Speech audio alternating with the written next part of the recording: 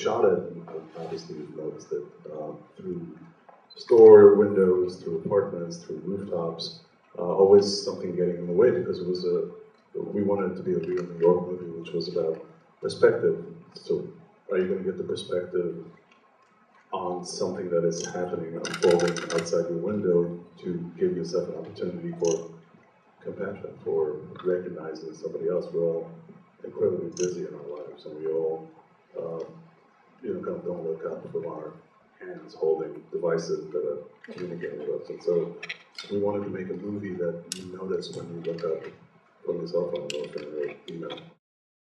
As you probably noticed, the camera doesn't dolly or track until the very end of the movie, so it's all about creating these, postcards or a series of photographs in which the city moves around one person and nobody notices them. And the shocking thing about it, if you want to take it, to an extra filmic perspective, is that this someone, this nobody, is Richard Gere, who is, I think it's fair to say, quite famous.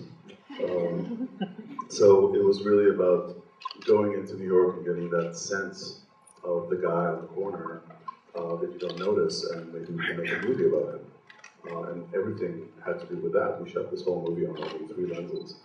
They were quite big lenses, but we were hiding all the time, and we were creating this soundscape that was,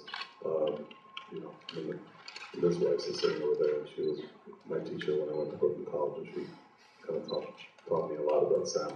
And it was about listening to the city and watching it and creating these very simple situations where these people are just human. Nobody's bad. No bad guys. There's no bad guy. And we talked about it when we went to homeless shelters, and we talked to guards, and we talked to people who are in the shelters, and it would be too easy to create some sort of a drama where somebody does something wrong and you judge them for it. But we kind of took judgment out of it, and we tried to be as compassionate, as human as possible about telling the story.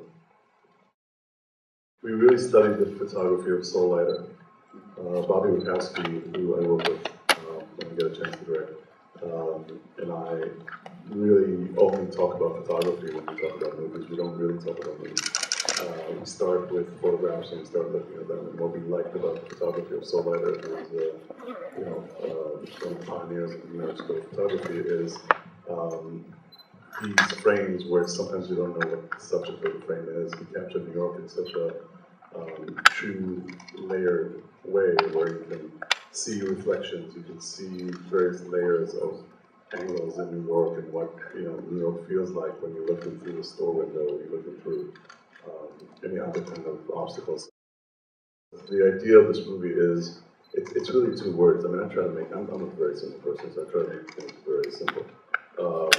It was really about perspective and compassion, and really about, as I said, having the perspective that we all have every day when we're living our lives and doing our thing, to give ourselves the possibility of noticing someone else in a different situation and having the possibility of feeling something for it. And that's it. We're not trying to, I mean, we wish we could, but we're not trying to solve homelessness. We don't have the answers. We have one story, one person.